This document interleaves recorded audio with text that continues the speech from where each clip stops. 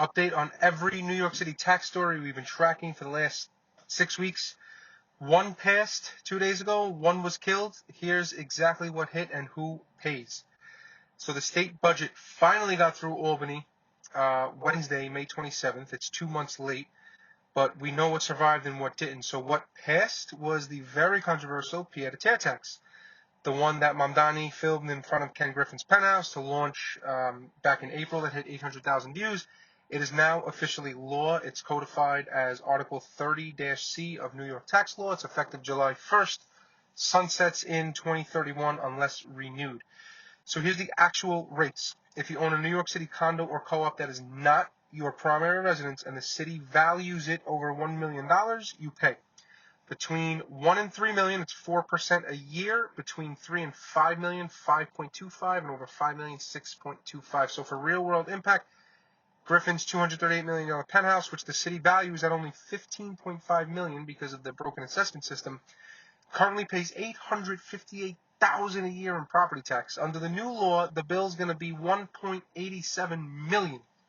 And starting 2028, when the condos get reevaluated, he's going to be paying $4 million a year. About 10,000 properties are affected. Hochul says it raises $500 million a year. The city comptroller says realistically $340 to $380 million after exclusions and behavioral responses. So what didn't pass is, remember that 1% tax on cash home buyers over $1 million that we covered like a week or two ago? That was killed. So Rebney and the real estate industry pushed back hard. Their president, James Whalen, said that New Yorkers are already the most heavily taxed residents in the country. The tax was supposed to raise $160 million. It's not happening. It's a win for New York City cash buyers at that obvious $1 million plus threshold. So the honest read on all of this is that one tax passed, one was killed. The one that passed targets condos and co-ops, where the city's own broken assessment system massively undervalues luxury properties.